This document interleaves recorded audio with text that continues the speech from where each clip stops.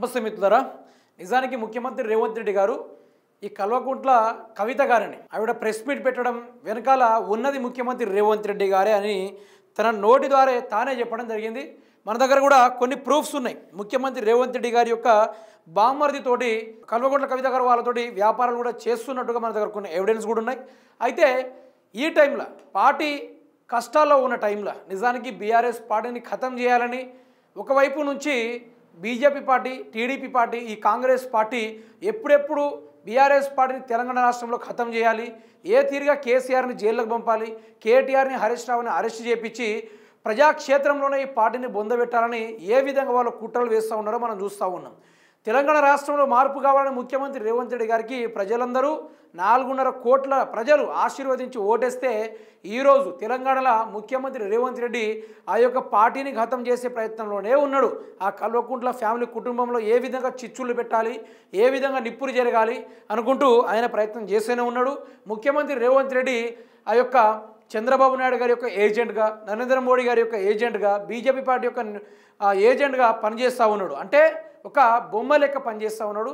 తెలంగాణ రాష్ట్రంలో ఈ పార్టీ పైన బాగా ఫోకస్ చేయడం జరిగింది మొత్తానికి. అయితే ఒక తెలంగాణ ప్రజాప్రతినిధి, 4.5 కోట్ల ప్రజల ముఖ్యమంత్రి అయినప్పుడు తెలంగాణ సమస్యల మీద మాట్లాడాలి. అయితే గీతే తెలంగాణ సమస్యల మీద మాట్లాడాలి. యూరియా లేదని యూరియా గురించి, ఉద్యోగాలు లేదని నిరుద్యోగుల గురించి, ఆటో డ్రైవర్లకు గిరాకీ లేదని గురించి, ఆశా వర్కర్లకు జీతాల పెంపకాల గురించి, ట్రైకార్ లోన్ల గురించి, లేకుంటే పేద బడుగు బలహీన వర్గాల అభివృద్ధి బాటల గురించి, ఇక చాలా వరకు ఎన్నో సంక్షేమ పథకాలు అందించేవి ఉన్నాయి ప్రజలకు. వాటిపైన ముఖ్యమంత్రి రేవంత్ రెడ్డి మాట్లాడలేదు. సోషల్ మీడియాలో ఈ కల్వకుంట్ల కవిత ముచ్చట కన్నా ఈరోజు యూరియా కొరతనే బీభత్సంగా ఉంది. బీభత్సంగా అంటే బీభత్సంగా ఉంది. దాని మీద ముఖ్యమంత్రి రేవంత్ రెడ్డి మాట్లాడలేదు. ఆయన మాట్లాడి సీదా ఆ కల్వకుంట్ల ఫ్యామిలీ గురించి మళ్ళీ తీయడం మొదలుపెట్టాడు. అంటే ఈయనకు ఎవరు చెప్పలే, ఆ యొక్క రేవంత్ రెడ్డి గారిని ఈ విధంగా మాట్లాడమని ఎవరు చెప్పలే. అది కూడా అనవసరం ఆయన మాట్లాడు. ఆయన సమస్య మీద స్పందించాల్సి పోయి ఆ యొక్క బీఆర్ఎస్ పార్టీ నుంచి కల్వకుంట్ల కవిత ఈ విధమైన అనుచిత వ్యాఖ్యలు చేయడం, అదేవిధంగా వాళ్ళు ఆ పార్టీ నుంచి తీసివేయడం, దీనిపైన స్పందించడం ఈరోజు తెలంగాణ రాష్ట్రం అంతా చర్చనీయాంశంగా మారింది. నిజానికి ముఖ్యమంత్రి రేవంత్ రెడ్డి సమస్యల మీద మాట్లాడిపోయి ఈ తీరుగా ఎందుకు వ్యవహరిస్తున్నాడు అంటే, కవితని రెచ్చగొట్టేది రేవంత్ రెడ్డి, కవితని పోషించేది రేవంత్ రెడ్డి, కవిత ప్రెస్ మీట్ పెట్టేలా చేసేది కూడా రేవంత్ రెడ్డి. అవి కూడా మనం పూర్తి స్థాయిలో మాట్లాడుకునే ప్రయత్నాలు కూడా చేద్దాం. ఈ విషయాన్ని ఒకసారి వినుకునే చేయండి.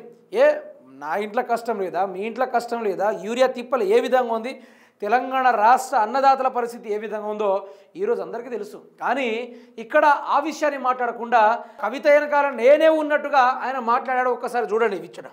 రాజకీయాలు వస్తూ ఉంటాయి, పోతూ ఉంటాయి, చూస్తూనే ఉంటారు కదా. ఒకప్పుడు ఏ పార్టీని బతకనియేమో, ఎవరు రాజకీయం కాదు కదా, నిద్రలో కూడా శాసనసభ్యులు అవుతామన్న ఆలోచన చెయ్యొద్దు అని ఆనాడు అక్రమ కేసులు పెట్టి ఎంతమందిని జైలుకు పంపించారు. ఇవాళ వాళ్ళే తన్నుకొని చేస్తున్నారు. ఒకరు కడుపులో కత్తులు పెట్టుకొని కౌగిలించుకుంటున్నారు. ఎవరు అక్కర్లేదు వాళ్ళే పొడుచుకుంటున్నారు. విపరీతమైన అవినీతి సొమ్ము వచ్చిన తర్వాత సొమ్ముల పంపకాలలో కుటుంబ పంచాయతీలు ఇవాళ కుటుంబంలోనే ఒకరు సహించుకోలేని పరిస్థితి. ఒకరి మీద ఒకరు యాసిడ్ దాడులు చేసుకోవాలని ఒకరిని ఇంకొకరు నవ్వుతూనే కడుపులో కత్తులు పెట్టుకొని కౌగిలించుకునే పరిస్థితులు ఈ రాష్ట్రంలో దాపురించినాయి. పాపం ఊరికే పోదు. పెద్దలు చెప్పిండ్రు, చేసుకున్న వాడికి చేసుకున్నంత మహానుభావ అని చెప్పిండ్రు. చేసిన పాపాలు ఎక్కడికి పోవు, ఖచ్చితంగా ఆ పాపాలు వెంటాడుతూనే ఉంటాయి. వాళ్ళు అనుభవించి తీరాల్సిందే. ఆయన వెనకాల ఈయన ఉన్నాడని, ఈయన వెనకాల ఆయన ఉన్నాడని నేను ఒక మాట తెలుసుకున్నాను. అంత చెత్తగా వెనకాల నేనెందుకుంటానే? నేను నాయకుడిని ఉంటే ముందుంటా, మా వాళ్ళకి తోడుకుంటా. వాళ్ళ కుటుంబాలు వాళ్ళు కత్తులతో పొడుచుకొని హరీష్ రావు, సంతోష్ రావు వెనకాల రేవంత్ రెడ్డి ఉన్నాడు అని ఒకరంటే, లేదు కల్వకుంట్ల కవిత గారు వెనకాల రేవంత్ రెడ్డి ఉన్నాడని. మీరంతా దిక్కుమాలని తెలంగాణ ప్రజలు బండకేసి కొడితే మీ వెనకాల ఎవడన్నా బుద్ధునోడు ఉంటాడా? అన్నం తినవాడు ఎవడన్నా మీతో ఉంటాడా? నేను ఉండేది పాలమూరు జిల్లా 4 కోట్ల తెలంగాణ ప్రజల వెనుక ఉంటా, తోడుంటా, వాళ్ళ కోసం పని చేస్తా. నాకంత సమయం లేదు ఇంత పనికిమాలతో కలిసి, లేకపోతే మీకు మీరే పంపకాలలో వచ్చిన పంచాయతీలు మీరే పుడుచుకుంటారు, మేము చూస్తే చాలు. హరీష్ రావు గారు చెప్పలేదు, కేటీఆర్ గారు చెప్పలేదు, కేసీఆర్ కూడా చెప్పలేదు. ఫలానా వీళ్ళ వెనకాల రేవంత్ రెడ్డి ఉన్నాడు అని కూడా ఎవరు కూడా ప్రెస్ మీట్ పెట్టలే. కల్వకుంట్ల కవిత ఎక్స్పెక్టెడ్, కల్వకుంట్ల కవిత గారిని వదిలేస్తే వీళ్ళెవరిని గురించి మాట్లాడలా.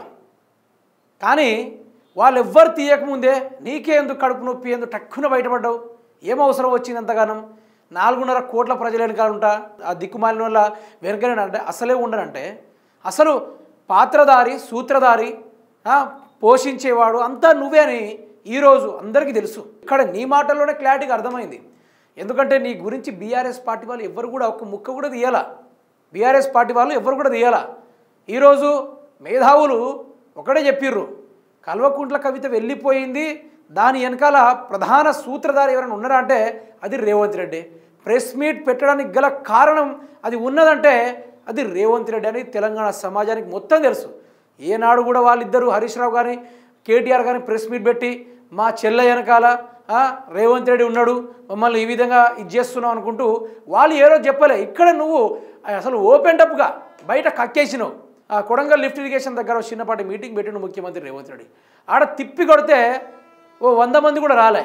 గది మొదలు ఆ ఫ్రస్ట్రేషన్ తోటి ముఖ్యమంత్రి రేవంత్ రెడ్డి ఈ విధంగా ప్రజల సమస్యల్ని పట్టించుకోవాల్సింది పోయి ఆమె వెనకాల నేనే ఉన్నట్టుగా మాట్లాడిండు ముఖ్యమంత్రి రేవంత్ రెడ్డి గారు. మళ్ళీ నేను అలాంటి పనికి మారుని వల్ల వెనుక నేను ఉండను అని చెప్తా ఉన్నాడు. నిజానికి ఆ రోజుల్లో ఎవరు వెనకాల ఉన్నారో తెలంగాణ రాష్ట్రానికి అందరికీ తెలుసు, అందరికీ తెలుసు, చూశారు కూడా, తెలంగాణ రాష్ట్ర ప్రజలు చూశారు కూడా, అందరికీ అర్థమైంది కూడా. ఇది ఏ విషయం అంటే కల్వకుంట్ల కవిత గారు, ముఖ్యమంత్రి రేవంత్ రెడ్డి గారి బావమరిది సృజన్ గారు, వీళ్ళిద్దరి మధ్యలో బిజినెస్ అంటే ఒక బిజినెస్కి వీళ్ళు బిజినెస్ కూడా చేసుకుంటున్నారు. ఇక దానికి సపోర్టెడ్గా ముఖ్యమంత్రి రేవంత్ రెడ్డి కూడా ఉన్నాడు. దానికి కారణం ఇక్కడనే. ఇక ఆ కంపెనీ నేమ్ ఏంటంటే ఆడికోర్ ఇన్ఫ్రాస్ట్రక్చర్ ప్రైవేట్ లిమిటెడ్. ఇది ఇద్దరి పొత్తులు నడుస్తూ ఉంది. ఎవరిద్దరి పొత్తుల మీరు చూడొచ్చు. ఇక్కడ కల్వకుంట్ల కవిత గారు డైరెక్టర్, అదే సృజన్ సూదిని అనుకుంటూ ఆయన పేరు కూడా ఉంది.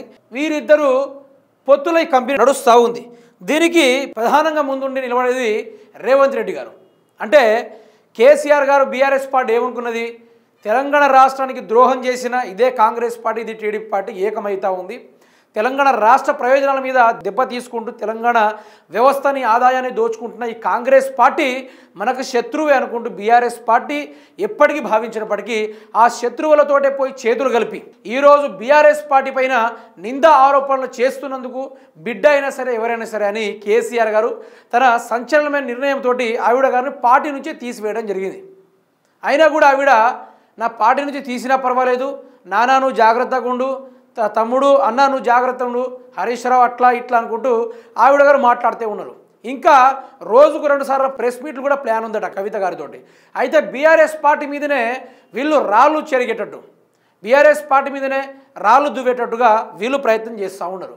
నిజానికి ఇక్కడ ఒకటే అర్థం కావాలి, మీరేదో నేనేదో మాట్లాడుకుంటే అది ఇక్కడ నేనేదో వేరే వాళ్ళేదో మాట్లాడుకునేదని కాదు. స్వయంగా ముఖ్యమంత్రి రేవంత్ రెడ్డి ఒక నెల నుంచి సమస్య మీద స్పందించాల్సింది పోయి ఆయన గారు బీఆర్ఎస్ పార్టీ పైన కవిత గారి పైన స్పందించినప్పుడే అర్థమైంది. ఇక ఈవిడ గారి వెనకాల ఆయనే ఉన్నాడు. ఆయన అంటున్నాడు నేను ఎవరి వెనకాల ఉండేటువంటి కాదు. నిజానికి ఈయనను మించిన అసలు నక్కకు కూడా కానీ ఆలోచన రావు. ఆ తీరుగా ముఖ్యమంత్రి రేవంత్ రెడ్డి ఈ యొక్క బీఆర్ఎస్ పార్టీని, ప్రాంతీయ వాదాన్ని ఖతం చేసేటందుకు ఈ యొక్క ప్రయత్నాలు చేస్తూ ఉన్నాడు. ఇది అస్వరటిస్టు అంటే కేసీఆర్ ఇక డబ్బులు కానీ ఇక ఏ వ్యవస్థ పైన కానీ ఇక రేవంత్ రెడ్డి చూసుకుంటాడు. ఇక కవితని రాబోయే రోజుల్లో కాంగ్రెస్లో కూడా జాయిన్ అవ్వచ్చు ఆవిడ గారు. ఇక ఆవిడ గారికి పాత్రధారి, సూత్రధారి, ఆయన చెప్పినప్పుడల్లా ఈవిడ గారు ప్రెస్ మీట్ పెడుతుంది, బీఆర్ఎస్ పైన నిప్పులు జరుగుతుంది. ఆపద కాలంలో ఉన్న పార్టీకి బిడ్డ ధైర్యం అవ్వాల్సింది పోయి ఈరోజు అదే బిడ్డ ఒక బీఆర్ఎస్ పార్టీకి నిందగా మారడం ఇది తెలంగాణ రాష్ట్ర దురదృష్టమే అని అనుకునేటట్టుగా బీఆర్ఎస్ పార్టీ వాళ్ళు భావిస్తున్నారు.